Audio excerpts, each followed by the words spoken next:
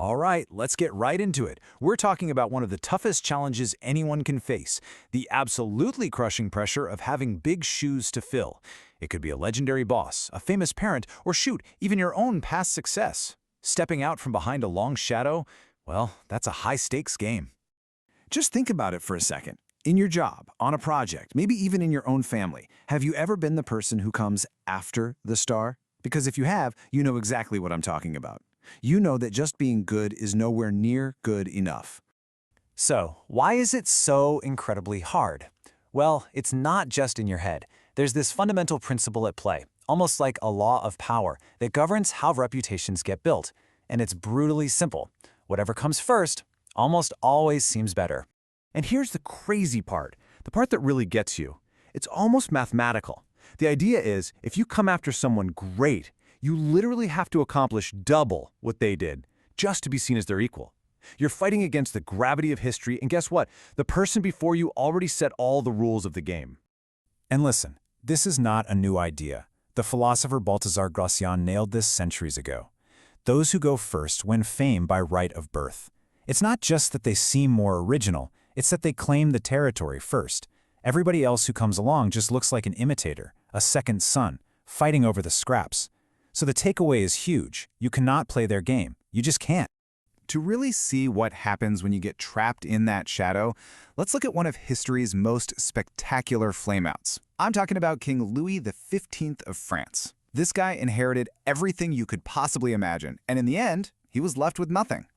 On one side, you've got his great-grandfather, Louis XIV, the Sun King. This man took a nation teetering on the edge of civil war and forged it into the most powerful kingdom in Europe. He started from a power vacuum and built an entirely new order, with his palace at Versailles as its symbol. And on the other side, Louis XV. He didn't forge a thing. He inherited it all. And right there, that's the core of the problem. With no great struggle to overcome, no void to fill, he just filled his time with pleasure. His entire life, his entire reign, was driven by one single fear, being bored.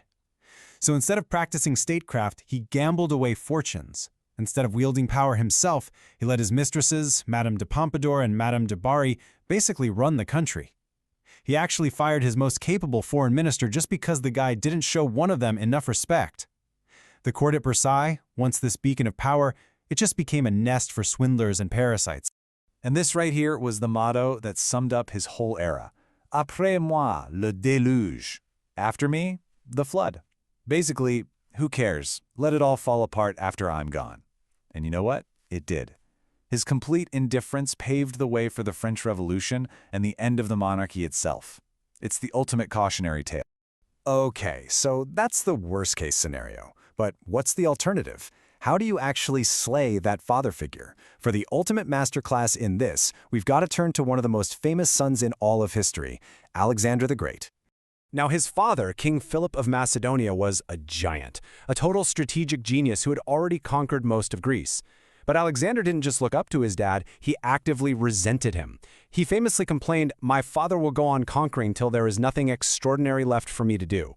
So from day one, he defined himself as the total opposite. Philip was cautious, Alexander was reckless. Philip loved to give long speeches, Alexander was all about action, not words. And this wasn't just some teenage attitude. It was a strategy. As a boy, he publicly shamed his father's best men by taming the horse Bucephalus, a horse they all said was untamable. Later, when his father stumbled while drunk, Alexander mocked him in front of the whole court. And after Philip died, he completely rejected his father's cautious approach and just brutally crushed every rebellion. His defiance hit its peak when he got to the town of Gordium and was faced with this legendary knot. The prophecy was clear: whoever could untie it would rule the world. Everyone else before him had tried to play by the rules, to untangle the rope, to solve the puzzle as it was presented. Alexander, he just took out his sword and cut it in half. With that one single symbolic act, he sent a message to the entire world. I will not follow the old paths. I'm going to make my own. Okay, so we've seen the spectacular failure, and we've seen the legendary success. How do we turn all this into a practical playbook? What are the actual, concrete steps you can take to forge your own path and finally escape that shadow?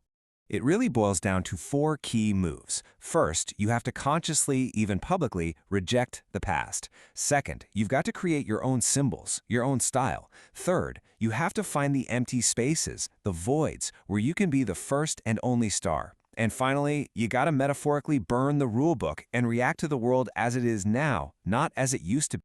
Let's look at a more modern example. John F. Kennedy. He knew he could never out-father the ultimate father figure, Dwight D. Eisenhower. So he didn't even try. He rejected Eisenhower's symbol, the slow, plodding game of golf, and he created his own. These images of vigorous, youthful touch football games on the White House lawn. He wasn't just a new president. He was a whole new generation, a clean break from what he framed as the stodgy 1950s. And what about creating new symbols? You know who was the master of this? Louis XIV, the very same Sun King we started with. He rejected the traditional Louvre Palace in Paris and went out into the middle of nowhere to build his own universe at Versailles. He created a totally new kind of authority, with new rituals, and in doing so, he physically demonstrated that he was the start of something new, not just the continuation of something old. Now, for finding the void, let's look at Pericles from ancient Athens. He looked around and saw that every other major statesman was tied to the wealthy aristocracy. So what did he do? He found the void. He allied himself with the People's Party. He didn't try to compete in a crowded field. He went and found an empty one and became its undisputed champion. No rivals, no shadows to deal with. Brilliant. But there is one last, really subtle trap you have to watch out for. After you've finally slain the father, after you've escaped the shadow, you have to be so careful that you don't become him yourself. You know, as a young man, Mao Zedong rebelled hard against his father's values. But as he got older, he unconsciously started to adopt them. He ended up forcing an entire generation of intellectuals into manual labor, a twisted echo of his own father's beliefs, and it turned out to be a catastrophic mistake. The fight isn't over just because you've made it to the top. And that's the real key. This battle is constant. Even your own past successes can become a predecessor, a shadow that limits what you can do next. Think of Picasso, constantly reinventing his style, or Alexander, who never ever rested on his laurels. The most powerful people are always recreating themselves. The father must be slain, again and again, at every step of the way. So that really just leaves us with one final question to think about. As you look at your own path, at your own career, and your own ambitions, which role are you playing right now? Are you the one who's rebelling and creating a new world? Or have you, maybe without even realizing it, become the father figure, casting a shadow of your own? Welcome to The Explainer. Today, we're breaking down a timeless and, let's be honest, pretty ruthless principle of power: how to neutralize a group by targeting its leader. It's a strategy that's as old as conflict itself, and if you want to understand how power really works, you need to understand this. You know, this ancient proverb, it just perfectly captures what we're talking about today. It's simple, it's direct, and it is incredibly effective. See, the idea is that within any group, power and influence are rarely spread out evenly. They tend to concentrate around a key figure. And if you can remove that center of gravity, the whole structure can just collapse. So think about it. Whether you're talking about politics, business, or even your social circle, what do you do with that one person who's stirring the pot? Do you confront them, negotiate, just try to ignore them? Well, the ancient Athenians came up with a really elegant and surprisingly nonviolent solution to this exact problem. Okay, let's dive into this. We're going to travel back to ancient Athens. They've got this new thing called democracy, but they're facing a unique challenge. What do you do with citizens who are super charismatic, but also kind of divisive and threatening to tear the city apart? These weren't enemies, not really, but their ambition was becoming a problem. So their answer wasn't execution or jail. It was this clever political tool called ostracism. Once a year, the citizens would gather, and they could literally write anyone's name on a piece of pottery. And if any single person got 6,000 of these votes, poof, they were banished from the city for 10 years. And get this, no trial, no specific crime. It was just the people saying, hey, we think you're becoming a problem, so you gotta go. Oh, and they weren't shy about using it. Take the war hero Aristides, a guy so respected they literally called him the Just. He was banished simply because citizens got tired of hearing about how righteous he was. They felt his reputation was a kind of power play. The same thing happened to the great general Themistocles for his arrogance. Ostracism wasn't about punishing a crime, it was about removing the source of friction before it could spark a fire. Now, the Athenian method was, political, pretty civilized, all things considered. but it's really just a softer version of a much more direct and frankly brutal principle. The core idea is exactly the same. Recognize that the trouble often starts with just one person. Neutralize them, and the group just falls apart. This is the heart of it, right here. So often you can trace discontent, rebellion, whatever you want to call it, back to a single strong individual, the agitator, the charismatic leader who's stirring the pot. If you just let that person operate, others are going to fall under their spell. So the strategy is to be decisive and go straight for the source. For a really stark, brutal example of this in action, let's look at the conquest of the Inca Empire. You've got Francisco Pizarro with this tiny group of conquistadors against millions of Inca. So what did they do? They didn't fight the army. No way. They captured one man, the emperor, Atahualpa. He was the keystone holding the entire political structure together. The moment he was taken, the whole empire, this vast, powerful organization, just fell to pieces by its own weight. The soldiers ran, the people scattered. But, you don't always have to use force. In fact, sometimes the smartest move is pure political and psychological isolation. And for a masterclass in that, we got to talk about one of the shrewdest popes in history. Okay, so the year is 1300. Pope Boniface VIII wants to get his hands on the rich, powerful city of Florence. But there's a huge obstacle in his way. One guy, a poet actually, but also a fierce politician named Dante Alighieri. Dante was the city's best speaker and a true believer in its independence. He was the resistance. So what does Boniface do? He pulls this brilliant bait and switch. First, he parks a French army right outside Florence. That's the threat. But then, with the other hand, he offers peace talks, and he insists that Dante himself has to lead the delegation to Rome. You see the trap, right? He's luring the shepherd right out of the city. And it worked perfectly. Dante goes to Rome, thinking his famous eloquence can save the city. But the Pope just keeps him there, bogged down in these endless, meaningless negotiations.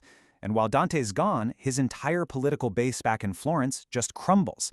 The city falls without a real fight. And Dante? He was exiled for life, never saw his beloved home again. So, okay, why does any of this ancient history matter to us today? Because this principle is timeless. Even in our modern, supposedly flat world, power in any group still tends to cluster around one or two key people. The idea of isolating a key figure is as relevant as it's ever been. And you see this play out everywhere once you start looking for it. In family therapy, ever notice how the counselor might physically separate the troublemaker from the group? That's isolation. In the office, a rival gets sent on a long, important business trip right before a big promotion is decided. It's not a coincidence. Being physically absent makes your power just evaporate. Once you're isolated, you're vulnerable. But, and this is a huge but, this is a dangerous game. It's a real double-edged sword. If you try to isolate someone and you mess it up, oh boy, it can backfire in a spectacular way. So let's look at a cautionary tale. Yeah, what happens when the shepherd is way more powerful than you thought? This is the one question you absolutely have to ask yourself, because if you take a swing at the leader and miss, you've just made a really powerful enemy. All right, check this out. After Lincoln was assassinated, President Andrew Johnson saw General Ulysses S. Grant, the big war hero, as a huge political threat. So he tries to isolate him, to sideline him, push him out of the picture. Big mistake. It just made Grant furious, and Grant took that anger, rallied his supporters, went on to become the next president, and politically destroyed Johnson and his allies. So the lesson here is crystal clear. If you're going to strike, you'd better be sure you can finish the job. Underestimating your opponent, like Johnson did with Grant, is a recipe for disaster. Sometimes it's actually smarter to keep your enemies close. At least then you can keep an eye on them, right? Which brings us to this final thought, a beautiful line from an 8th century poet. See, this whole strategy, it's about precision, not just brute force. It's about seeing that every group has a center of gravity, a single source of power holding it all together. The real question is, what do you do with that knowledge? Hello and welcome to The Explainer. Today, we're diving into one of the most fundamental laws of power. It's all about how you win people over, not with force, but with real influence. You know, this simple idea from an ancient fable, it really hits on a timeless truth we're going to explore today. The art of winning hearts and minds. So at its heart, this law really presents a choice between two completely different ways of getting people to do what you want. On one side, you've got coercion. Sure, it might get you what you want right now, but it always breeds resentment that's going to come back to bite you. But on the other side, there's a much smarter approach, what we'll call seduction. And that is the key to building genuine, long-term loyalty. And let's be super clear here. When we use the word seduction, we're not talking about romance. Nope, we're talking about a much deeper kind of influence. It's about understanding what truly makes people tick and then aligning what they want with what you want. To really see the devastating consequences of getting this wrong, I mean really wrong, we've got to look at the tragic story of Marie Antoinette. You see, when she first got to France, she was only 15, and people were absolutely captivated by her. Her beauty, her charm, it was like a breath of fresh air, and she won everyone over almost effortlessly. But that affection didn't last. Once she was queen, her focus shifted. Take her hairstyles, for instance. They grew to be 3 feet high. If that's not a perfect, almost ridiculous symbol of how detached she was becoming from what her people were actually going through, I don't know what is. She basically walled herself off in a bubble of pleasure. She even built this fantasy village where actors played peasants just for her amusement, which is just insane when you think about the real famine that was sweeping across France. She never bothered to read a minister's report, never met with the people of Paris. She just stopped trying. And her fall from grace? Wow, it was shockingly fast and totally complete. She went from being this celebrated princess to being called Madame Deficit, and then she became the target of an entire country's hatred. And, well, you know how it ends. The guillotine. So what was her fatal mistake? It really all came down to entitlement. She believed that because she was the queen, people owed her their affection. She never ever thought she had to earn it or, work to keep it. All right, now let's flip the script completely and look at a masterclass in how to do this right from the brilliant Chinese strategist Zhuge Liang. Liang was in a really tough spot, facing war on 2 fronts. He knew that just crushing his southern enemy, King Menghuo, wasn't going to cut it. The second he turned his army north, the south would just rebel all over again. He understood this idea completely. Instead of a war fought just with soldiers and weapons, he chose a much harder but way more powerful path, a psychological one. And this is where it gets absolutely incredible. He captures his enemy, King Menghuo, but instead of executing him, he does something totally unexpected. He has his soldiers' shackles removed, gives them food and wine, and then just lets them all go. He did this 7 times. The effect was just profound. Liang's mercy and his respect completely won over the enemy soldiers. Their hearts just weren't in the fight anymore. I mean, how could their king order them to fight a man who had treated them with so much dignity? After that final capture, a completely broken Menghuo crawled to Liang and swore permanent allegiance for himself, his sons, and his grandsons. Liang's patient strategy didn't just get rid of an enemy. It created a fiercely loyal ally who would guard his southern border for him. Just brilliant. So we've seen a total disaster and an absolute masterpiece. What does this all mean for us? How can we actually apply these lessons? Well, the key is this kind of 2-pronged approach that gets to both the heart and the mind. It's about gently breaking down the resistance that people naturally put up. So first, you work on the emotions. Tapping into those really core human feelings makes people way more open to you. Just think of Zhuge Liang. His soldiers were expecting to die, but they got kindness instead. That huge contrast creates a really powerful emotional bond. But at the same time, you've got to appeal to the mind. Self-interest is, let's be honest, probably the strongest motivator there is. Where Marie Antoinette only broadcasted her own selfish desires, Liang showed Menghuo's soldiers that surrender was actually in their best interest. You have to clearly answer that silent question everyone has. So, what's in it for me? This all really boils down to one final, crucial idea. Think of it like this. People build walls around themselves. Brute force will only ever make those walls higher and thicker. The real art of persuasion is about patiently looking for the keyhole, finding the unique key that fits their psychology, and then gently opening the door.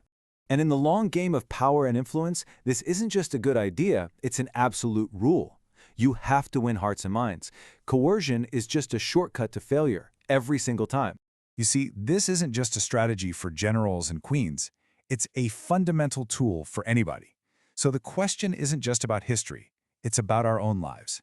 In our next interaction, are we going to be building a wall, or are we going to be looking for the key? All right, let's get right into it. We're going to explore a psychological tool that is honestly as unsettling as it is powerful. It's a strategy that can be used for deception, for influence, and sometimes for teaching someone a really hard lesson. We're talking about the mirror effect. But let's start with a question. Have you ever, really looked at yourself in a mirror and gotten this strange, shivery feeling? It's that bizarre moment where you stop seeing you and you start seeing, well, a thing. You're seeing yourself from the outside as an object, totally detached from all the thoughts and feelings that make you who you are. That feeling right there, that's the key to this whole strategy. Because a mirror, you see, it reflects reality. Sure, but it can also be a tool for some pretty profound deception. Once you learn how to strategically mirror other people, your enemies, your coworkers, even your friends, they literally can't figure out your strategy. You can use it to mock them, to seduce them, or to teach them a lesson they will absolutely never forget. So this is the mirror effect in a nutshell. It's the strategy of mimicking what someone else does to get an edge. By just repeating their actions, you're tapping into their most primitive emotions. You make them feel mocked or cloned or maybe even deeply understood. And in that little moment of emotional confusion, boom, you have the upper hand. And the big signal that this is being used on you, it's that sudden strange feeling that someone is just a little too agreeable, that what they're doing feels just a bit too familiar. And here's why it works, psychologically speaking. When we look in a mirror, we're the subject. We're in control. It feels comfortable. It feels normal. But when someone else mirrors us, we suddenly become the object. That feeling of being mocked or cloned, it's incredibly unsettling. And that's where all the power is. Now, this effect can be built into two very distinct strategies that are basically weapons. First up, we've got the neutralizing effect, which you use for defense, and second, there's the hallucinatory effect, which is a tool for pure, unadulterated trickery. For the neutralizing effect, think about the Greek myth of Perseus and Medusa, right? Anyone who looked directly at Medusa was turned to stone. So how did Perseus beat her? He used his polished shield as a mirror. Medusa only saw her own reflection, while behind that screen, Perseus was free to strike. That's the effect. You do exactly what your enemies do, and it completely blinds them to your real plan. And here's a real-world example. Napoleon was constantly spying on his police minister, a guy named Joseph Fouché. But Fouché was a master of this game. He just mirrored Napoleon's action. He used his own spies to spy on Napoleon's spies. And the result? Napoleon was totally neutralized, just blinded by the reflection, and he could never ever pin down what Fouché was really up to. Now, the second type of deceptive mirror is even more wild, the hallucinatory effect. This isn't about mirroring actions anymore. It's about mirroring reality itself. You create a perfect copy of a place, an object, a person, a copy so convincing that people just accept it as real without a single second thought. The legendary con artist Yellow Kid Whale was an absolute master of this. He once leased a recently closed bank building. He hired actors to play the staff and customers, filled up money bags with steel washers. He created the perfect illusion of a busy, totally legit bank. And his target, lulled by this flawless mirror of reality, happily deposited $50,000 into a bank that literally didn't exist. But, mirrors aren't just for defense and deception. They're also incredibly powerful tools for seduction and persuasion. So let's look at two more, the narcissist effect and the moral effect, which really play on psychology and desire. This quote from Edgar Allan Poe, it just perfectly captures the whole idea of psychological mirroring. It's about getting inside someone's head by reflecting their own expressions, their own feelings, to understand them and ultimately to influence them. Which brings us to the narcissist effect. I mean, think about it. Most people just talk about themselves, right? It can be kind of annoying. But if you can look deep into someone's soul, figure out their values, and then reflect that back to them, they become entranced. You're playing on our innate self-love, making them feel understood in a way that almost never happens. So yeah, be a little wary when someone seems to get you instantly. It might just be a sign they're showing you a reflection of yourself. The Athenian general Alcibiades was a pro at this. With the philosopher Socrates, he was all sober and virtuous. With the super austere Spartans, he ate coarse bread and took cold baths. And with his fellow Athenians, he was ambitious and glorious. He became a perfect mirror for each audience, and he seduced them all. And finally, we have the moral effect. Look, arguing almost never changes anyone's mind. But if you want to teach someone a lesson about their own bad behavior, just mirror it back to them. Give them a taste of their own medicine. They'll feel the consequences of their actions instead of just hearing you complain about it. A classic fable illustrates this perfectly. So, a friend steals a merchant's iron bars and then claims, "Oh, rats ate them." The merchant doesn't argue. Instead, he kidnaps the friend's son and tells a mirrored lie. An owl carried the child away. The power here isn't in the argument. It's in forcing the friend to confront the sheer absurdity of his own deception. Faced with his own logic, he's got no choice but to confess. Lesson learned. But, and this is a big but, all this power comes with a pretty significant risk. Using mirrors can be a really dangerous game, and the reflection you cast isn't always something you can control. So, can this strategy backfire? Oh, absolutely. And when it does, the results can be nothing short of catastrophic. You really have to beware of what we call mirrored situations. This is when you unintentionally step into the reflection of a past event or a past person. People will start to associate you with that past, and you'll get judged by a comparison you can't control. You end up suffering for someone else's reputation. Take the composer Richard Wagner. In 1864, his patron, King Ludwig II of Bavaria, gave him this lavish house. The problem? It was right near the former home of Lola Montez, a courtesan whose influence over the king's grandfather had caused a massive national scandal. Well, pretty soon, Wagner's extravagance and political meddling led the public to start calling him the Second Lola. He had stepped right into her reflection, and in 1865, he was exiled. You know, maybe Sun Tzu said it best. The power of the mirror is all about its dual nature. First, you reflect what your opponent wants to see, a harmless maiden, and you lull them into a false sense of security. And then you become like a rabbit on the loose, and suddenly they are powerless to stop you. It's an incredibly subtle strategy, but one with some seriously explosive potential. All right, let's just jump right into it. The title for this one is fantastic, isn't it? Preach change, but never reform too much at once. I mean, right there, that's a paradox. It gets right to the heart of this fundamental tension in human nature that leaders and innovators have been wrestling with forever. How do you actually bring about the future without getting completely destroyed by the past? And that really begs the central question, right? Why do we do this? Why do we so often fight against the very changes that we know, deep down, we probably need? We can all agree that progress is good, at least in theory. But when it actually comes to our own lives, our own routines, something inside us just puts on the brakes. And yeah, this slide just lays out that internal conflict perfectly. On one hand, you have this abstract desire for progress. We want innovation. We want renewal. But on the other hand, you have the reality of our day-to-day lives. We are creatures of habit. We find so much comfort in what's familiar. And when too much changes too fast, it doesn't feel like an improvement. It feels like a threat. So how do you manage that contradiction? Well, let's look at two historical figures who had very, very different ways of dealing with it. So first up, we have a classic cautionary tale. We're going to talk about a guy named Thomas Cromwell, a man whose ambition and vision for radical change led directly to his own very public downfall. His story is basically a masterclass in what not to do. Okay, so picture this. It's the 1530s in England. King Henry VIII wants a divorce, the Pope says absolutely not, and the entire country is at a political standstill. Then along comes Thomas Cromwell. He's got this idea that is as simple as it is completely revolutionary. He basically tells the king, you know what, forget the Pope. Let's just break away from Rome completely, create a brand new Church of England with you at the top, and then you can do whatever you want.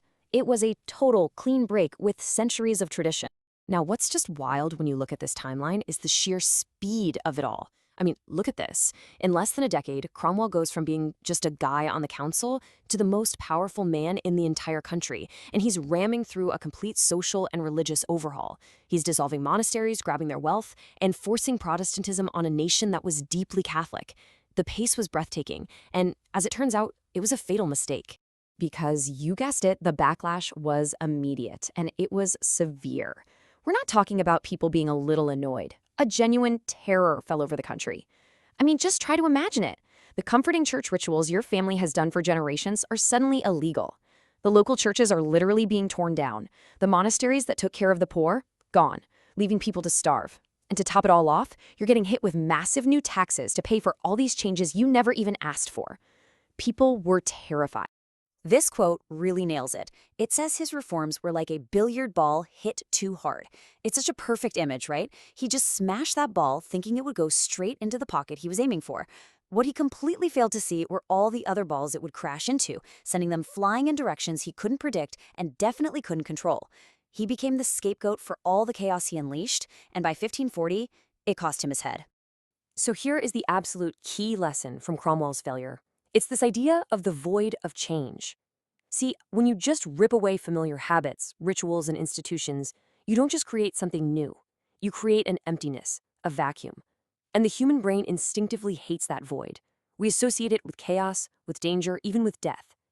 Cromwell didn't just change England's religion, he plunged the entire nation into a psychological void, and the nation rebelled against it.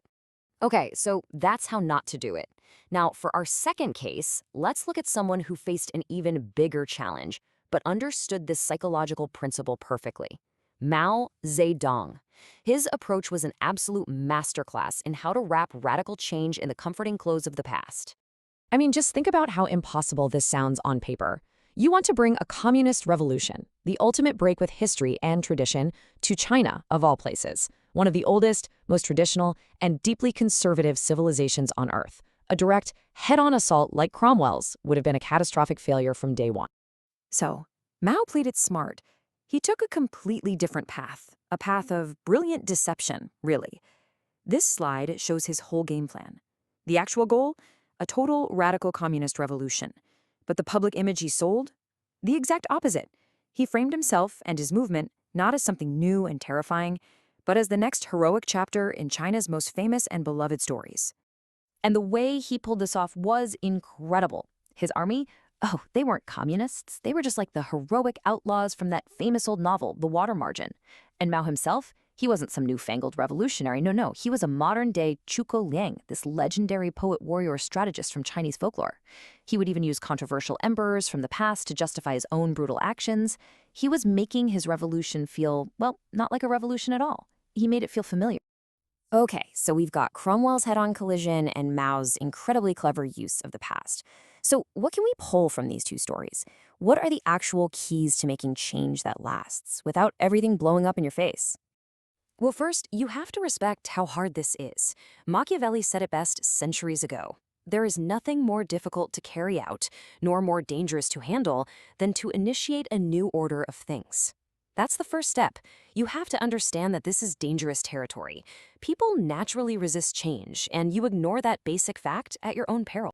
So this all leads to a really practical 4-step framework. Step 1, you have to publicly respect the old way of doing things. You've got to make a big show of supporting tradition before you try to change it.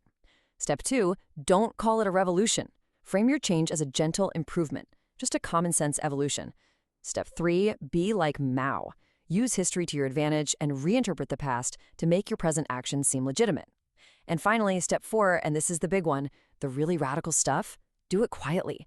Change the substance, the engine under the hood, but try to keep the outside of the car looking as familiar and comfortable as possible. I absolutely love this metaphor. Think of human nature as being like a cat. You know how cats are, right? They're total creatures of habit. They love their routine, their specific warm spot on the sofa. If you suddenly go in and rearrange all the furniture, the cat freaks out. It gets anxious, unmanageable. But if you make those changes slowly, gradually, leaving some familiar things around, it adapts. Well, we're all basically just big, complicated cats. And this gets to a pretty cynical, but let's be honest, pretty accurate insight from Machiavelli. He said, the great majority of mankind are satisfied with appearances, as though they were realities. At the end of the day, if the form of things feels the same, if the rituals and the titles and the packaging feel familiar, most people are much less likely to notice or resist the radical changes you're making to the substance underneath. It's a game of perception. So, I'll leave you with this question to chew on. The next time you see some big, major change happening, whether it's in politics, in business, or in technology, look a little closer. Ask yourself, is this truly a revolution, a complete and total break from everything that came before? Or are you actually witnessing a masterful and careful renovation, one that's using the bricks and blueprints of the past to build something that only looks completely new? The answer might surprise you. You know, we all want to be successful. It's what we work for, right? But what if I told you that success has this dark side, a really toxic side effect that can literally turn your friends into your worst enemies? and tear everything down. Today, we're diving into the incredibly dangerous world of envy, and more importantly, how you can disarm it before it even gets a chance to strike. Let's get started.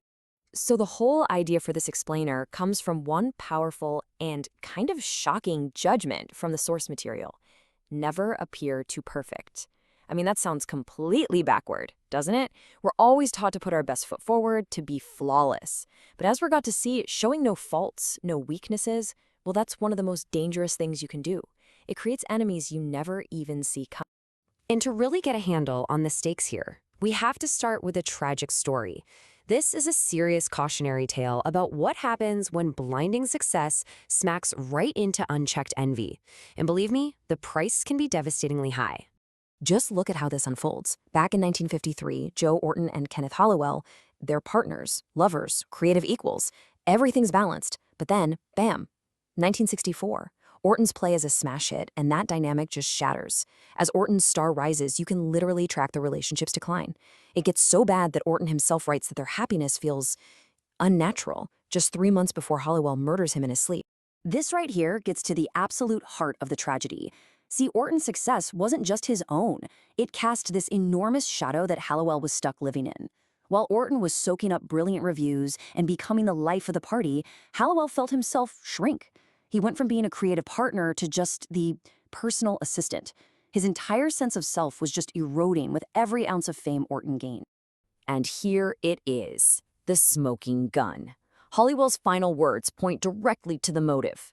This wasn't just some random, sudden breakdown. Halliwell had been secretly reading Orton's diaries, which laid bare that growing divide between them. The diaries revealed the real killer wasn't mental illness. It was pure, simple, and absolutely corrosive envy. So what exactly are we dealing with here? The philosopher Kierkegaard had a perfect term for it: unhappy admiration. It's this deep feeling of inferiority that people just can't admit to. So it goes underground. It puts on a mask. You know that person who praises you just a little too much? Or the colleague who nitpicks every single thing you do? Yup, those are often disguises for envy. It's a poison that loves to work in the dark. Okay, so Orton's story is a tragic lesson in what not to do. Now, let's flip the script and look at a masterclass in how to handle it. We're going to shift gears to a historical figure who understood this viper better than anyone and turned deflecting it into a true art form. This was the mantra of Cosimo de' Medici, the guy who was secretly running Florence back in the 15th century. He had this favorite saying: envy is a weed that should not be watered. He knew that if you let envy grow, it'll just choke out everything good in the garden. So his entire life, his whole strategy, was built around starving that weed of any light or water. And this just shows you his genius method perfectly. In public, Cosimo was the picture of a humble, everyday citizen. He dressed down, he rode a mule, not some fancy horse. He even bowed to city officials as if they were his superiors. But behind the scenes, this guy was one of the wealthiest men in Europe, pulling all the strings in Florence. He got it. You have to play a game of appearances if you want to dodge resentment. So how exactly did he pull this off? Well, it wasn't just about acting humble, you see. His actions had to back it all up. For instance, he'd put his allies in powerful jobs, sure, but he made sure they came from the middle class. Why? To keep up the appearance of a fair republic. And all those grand public buildings he financed, that wasn't about showing off his own wealth. No, it was framed as a gift to the city, something that fed everyone's pride, not just his own ego. The key takeaway here is just brilliant. He made his immense power seem way less threatening, and actually kind of beneficial for everyone else. All right, so we've looked at a heartbreaking failure and an absolute masterclass in success. So what does this mean for you? How can we actually apply these lessons? Well, that brings us to the playbook, some real practical strategies you can use to deflect the viper of envy in your own life. The playbook really boils down to 4 key moves to disarm envy before it even starts. First, you can admit some harmless little flaw to make yourself seem more human and less perfect. Or you can just credit good luck for your success, which makes you seem a lot less intimidating. You can also talk about your power like it's a huge burden, not some amazing prize. And finally, be smart about your generosity. Share the wins. Each one of these tactics lowers your profile and makes you a much, much smaller target. But here's the thing. You can't deflect what you can't see. So being aware is half the battle. You've got to watch for the masks that envy wears. That over-the-top praise? It could be a setup. Constant nitpicking or those little biting, sarcastic comments? Huge red flags. Learning to spot these signs early is your absolute best line of defense. And if you take away only one thing, let it be this. All of these strategies are preventative medicine, because once envy has really taken root, once it's been allowed to fester, it is incredibly hard to get rid of. I mean, trying to make peace at that point might just look condescending, which only makes things 1,000 times worse. But there is a flip side, a final and very risky reversal of this entire strategy. Now, this move is not for everybody, and it's definitely not for the faint of heart. It's what you do when deflection isn't working, or when your power is just too massive to hide anymore. So what if instead of downplaying your success, you lean into it, hard? What if you decide to flaunt it, not out of arrogance, but as a strategic weapon against the people who are already jealous of you? This is where Michelangelo comes in. His biggest rival, an architect named Bramante, was just eaten up with envy over his talent. So he cooked up this trap. He talked the Pope into making Michelangelo, a sculptor, paint the entire Sistine Chapel ceiling. It was a project that was designed to make him fail, to completely ruin his reputation as a perfect artist. Michelangelo knew it was a trap, but instead of trying to get out of it, he walked right into it. He took on the challenge and poured every ounce of his genius into it, creating, as we all know, one of the greatest masterpieces in the history of humanity. He didn't just dodge the bullet, he used his rival's envy as fuel. His ultimate triumph became Bramante's personal, living hell. Think about that. The heaven of the envied is hell for the envious. The incredible world you build for yourself becomes the prison your enviers have to live in. So the choice between deflection and dominance, it's a dangerous one, and you have to ask yourself, are you going to be a Cosmo de' Medici hiding your power in plain sight, or are you a Michelangelo ready to turn their envy into your next masterpiece? Hey, welcome. You know, we always think of victory as the finish line, right? The moment you can finally relax. But what if that's all wrong? What if the moment you win is actually the most dangerous moment of all? Today, we're going to dive into a really critical, counterintuitive idea, why lasting power isn't about pushing forward after a victory, but about knowing exactly when and why to stop. And this quote it nails it. It's a huge paradox. In that incredible rush of winning, you feel invincible. Overconfidence starts to creep in, and it clouds your judgment. It pushes you to go just one step further than you planned, and in doing that, you end up creating more enemies than you defeated. It's a classic trap, and we're about to see how it took down one of history's absolute legends. So, let's kick things off with a powerful cautionary tale. We're talking about Cyrus the Great, the founder of the Persian Empire. His story is just the perfect example of how unchecked success can lead you straight off a cliff. I mean, just look at the momentum here. It's unbelievable. Starting in 559 BC, Cyrus goes on this insane winning streak. He defeats his own grandfather, conquers the massive kingdom of Lydia, snatches up the Ionian Islands, and then, for the grand finale, he crushes the mighty Babylon. He literally becomes known as the king of the world. The guy seems totally, completely unstoppable. So this is the big question, isn't it? He'd already won. The Massagetae were known to be fierce, tough warriors, but they didn't have the riches of Babylon. So why risk everything? Well, the answer is kinda simple and terrifying. Cyrus had started to believe his own hype. All those victories made him feel superhuman, like he couldn't possibly be defeated. He was drunk on his own success. Now, the Massagetae were led by this incredible warrior queen, Tomiris, and she gives him a perfectly reasonable way out. She basically says, look, you rule your kingdom, I'll rule mine. Let's just live in peace. But then she adds this little stinger, saying, of course, you'll refuse my advice, because the last thing you want is peace. She could see his arrogance a mile away. So instead of meeting her army head-on like a warrior, Cyrus uses a pretty cunning but really dishonorable trick. He knew the Massagetae weren't used to strong wine, so he sets a trap. He leaves behind this huge, lavish banquet. Her army finds it, they feast, they get drunk, they pass out, and then Cyrus's army comes back to slaughter and capture them. And among the prisoners is Queen Tomiris's own son. This is the moment everything just explodes. Queen Tomiris sends Cyrus this absolutely chilling message. It's not just a threat, she is making a promise. She's calling him out on these dirty tactics and giving him one last chance to fix things. But his pride, it's way too big to listen. Cyrus just scoffs at her. He laughs it off. But then, tragically, the queen's son, completely humiliated by being captured in such a way, takes his own life. And this act, it transforms Tomiris' anger into this pure, white-hot, vengeful frenzy. She gathers every single warrior she has and she unleashes absolute hell on the Persian army. The outcome was brutal and absolute. The supposedly invincible Persian army was annihilated. Cyrus the Great, the king of the world, was killed right there on the battlefield. And Queen Tomiris, true to her word, found his body, had his head cut off, and in this final gruesome act, shoved it into a wineskin filled with blood, saying he could now have his fill. Just think about that. One act of arrogance, one step too far, unraveled an entire empire. Okay, so that's what not to do. Now let's flip this script completely. We're going from a story of failure from a position of ultimate strength to a story of incredible success from a position of, well, profound weakness.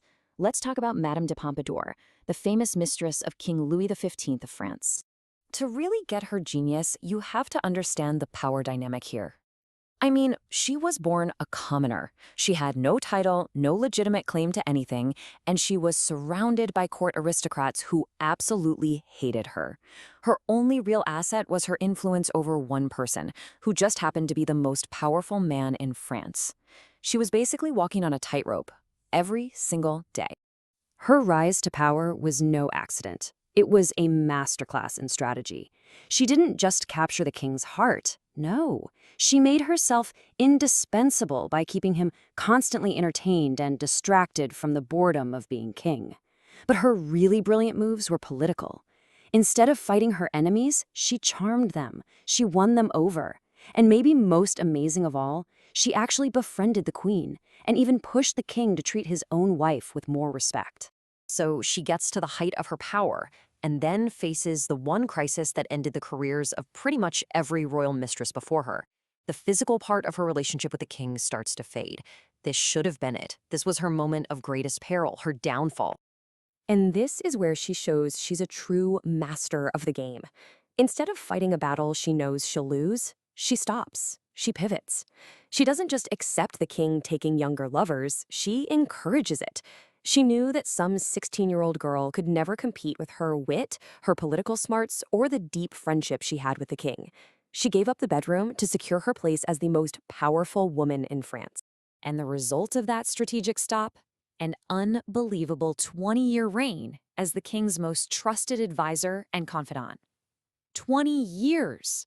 She died in the palace, still at the absolute height of her power, all because she understood that true victory isn't about pushing forward no matter what, but about knowing when to stop and consolidate your position. So, we've got these two dramatic stories, one of a guy who flew way too close to the sun, and another of a woman who knew exactly when to fold her wings and secure her nest. All right, so let's break down the key principles here so you can actually use them. The core danger, the main villain in this whole story, is what we can call the intoxication of victory. It's that feeling you get after a huge win, where you feel like you just can't lose. It makes you emotional, it makes you aggressive, and most dangerously, it totally clouds your ability to think clearly. It's the psychological poison that destroyed Cyrus. And this intoxication sets a few very specific traps for you. You start just repeating what worked before, thinking it'll always work. You lose your ability to adapt to new situations. And critically, you start making aggressive moves when what you should be doing is consolidating all the gains you just made. You forget that it was careful strategy that got you there in the first place. And this brings us to a really fascinating, kind of backwards idea that good luck can actually be more dangerous than bad luck. Think about it. Bad luck teaches you to be humble, to be patient, to prepare. Good luck, on the other hand, can fool you into thinking you're just a genius who can't fail, and that leaves you completely unprepared when your luck inevitably runs out. So after every victory, you're at a fork in the road. You can choose force and push forward. The potential reward is greater gains, sure, but the risk is huge. You overextend yourself, you create new enemies. Or you can choose cunning. You halt and consolidate. Now, the risk is you might appear weak for a moment, but the reward is you secure your power base and you get to strategically plan your next move from a position of real strength. Okay, let's wrap this up. What is the one thing you should walk away with from all of this? I absolutely love this quote from the great 16th century Japanese general, Hideyoshi. It's such a perfect metaphor, isn't it? The battle's over, you've won, but this is not the time to pop the champagne. This is the time to get ready for what's next, to be even more vigilant than you were before. And that is the crucial point right there. We all tend to relax after a success, but that's precisely when we need to be the most focused. Victory isn't the end of the game, it's the start of a new, trickier level. It demands more control, more awareness, and way more strategy than the fight that got you there. So I'll leave you with this question to think about. The next time you hit a major goal, land that big promotion, or score a huge win in your life, what are you going to do? Will you let that rush of success carry you forward into danger, like Cyrus? Or will you have the wisdom of Pompadour and Hideyoshi to pause, to consolidate, and to strategically tighten the strings of your helmet? The choice is always yours. Thanks for joining me. Unmovable thing like a rock. But what if the exact opposite is true? What if the greatest strength isn't being a rock, but being more like water, fluid, unpredictable, and impossible to pin down? Today we're diving into this really powerful, kind of counterintuitive idea, the strategic power of assuming formlessness. And this quote, man, it just nails the whole idea. In a world that is always changing, trying to build some kind of impenetrable wall around yourself, whether it's your career, your identity, your beliefs, that can actually be the most dangerous thing you can do. Real power, true power, lies in your ability to flow, to adapt, and to never give your opponent a clear target to hit. All right, so here's our game plan for today. We're going to start with the core principle, what we're calling the law of water. Then, we'll see what happens when you ignore it, with a cautionary tale from ancient Sparta and then a masterclass from Mao Zedong. We'll get into the deep strategy with a fantastic analogy, chess versus Go, and finally, we'll bring it all home and talk about how you can actually use this power in your own life. Okay, let's dive right into our first section, the law of water. This is really the foundation for everything else, and it's simple when you think about it. In any kind of conflict, from a simple argument to an actual battlefield, the second you become predictable, you've basically handed your opponent the playbook. A fixed form, a predictable pattern, well, that's just a bullseye. So what do we actually mean by formlessness? Well, it's the art of being impossible to grab onto, kind of like trying to punch water or catch smoke. If your opponent can't figure out your strategy, if they have no clue what your next move is going to be, they are completely on the defensive. See, a rigid plan is just a sitting duck. Real defense isn't a wall. It's constant, unpredictable motion. So, to really see what happens when you get this wrong, we've got to look at a pretty powerful story from history. The story of ancient Sparta is just a perfect cautionary tale about the dangers of becoming too rigid, of building your walls way too high. Okay, so picture this. The Spartans had this massive problem on their hands. They were surrounded and outnumbered 10-1 by a population they had conquered who, absolutely hated them. Their solution was, well, it was extreme. They built the ultimate protective shell. Their entire society, their whole culture became one giant military machine. They gave up art, philosophy, trade, everything for pure, rigid military discipline. And this is where their big rival, Athens, comes in. And wow, what a contrast. Sparta was this landlocked fortress, totally obsessed with keeping things exactly as they were. But Athens was a wild, bustling port city. It was a culture of merchants and sailors, constantly changing, constantly in flux. If Sparta was the rock, Athens was the sea. And for a while, for 300 years, this system worked. They were untouchable. Their stability was the envy of all of Greece. They even managed to beat Athens in a long, brutal war. But here's the twist. That victory was the beginning of their end. Athenian wealth, new ideas, they all started to seep into Sparta's closed-off society. And their rigid system, built to resist force from the outside, had absolutely no defense against change from the inside. After centuries of dominance, they just collapsed, almost overnight. And this, right here, is the big takeaway from the whole Spartan story. The very shell they built for their own protection became their prison. It made them slow, heavy, and totally unable to adapt. It's like an animal with too much armor that can't move anymore. Their greatest strength became their fatal weakness. So if Sparta is the cautionary tale of what not to do, what does the flip side look like? Who got it right? For that, we're going to jump ahead to the Chinese Civil War and what's known as Mao's Jaesog War. It's an absolute masterclass in fluidity. I mean, the stage was set for an absolute slaughter. Chiang Kai-shek's nationalists had way more soldiers, much better weapons, American training, the whole shebang. They fully expected to just roll over Mao's smaller communist forces. On paper, this was supposed to be a total wipeout. So, from the nationalist perspective, what Mao was doing must have looked like absolute madness. His forces were scattered everywhere in these tiny units, they refused to fight a real battle, they'd capture a town one day and just give it up the next. It probably looked incompetent, maybe even cowardly. But it was all part of a brilliant, formless plan. And it all came down to this incredibly simple but totally brilliant four-step dance. This was the rhythm they followed. It completely flips conventional warfare on its head. The enemy moves forward, you fall back. They set up camp, you poke at them, harass them.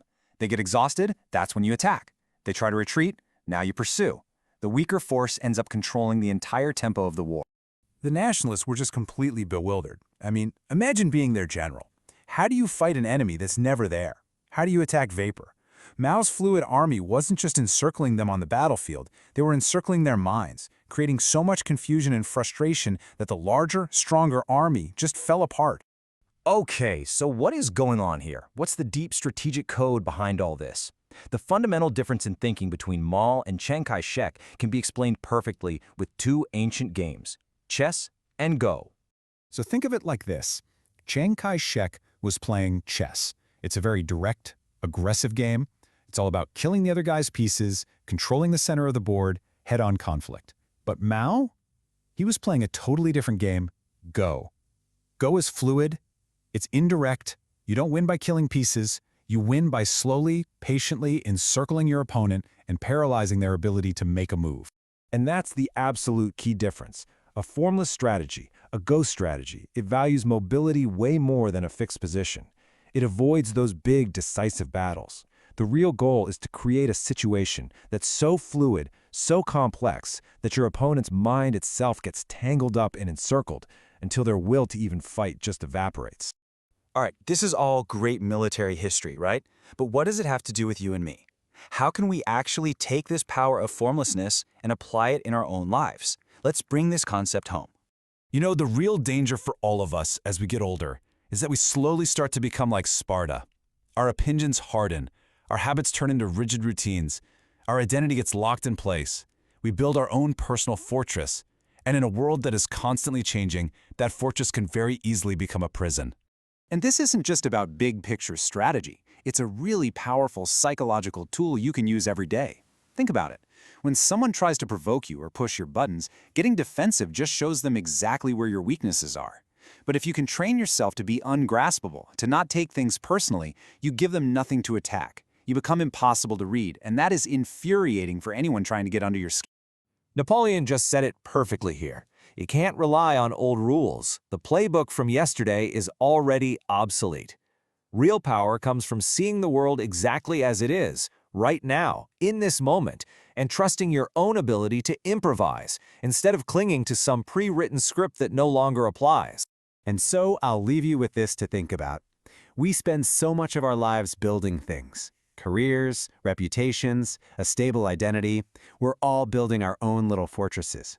But in a world that is defined by constant, unpredictable change, maybe our greatest strength isn't the fortress we've built, but our ability to flow like water when the floods finally arrive.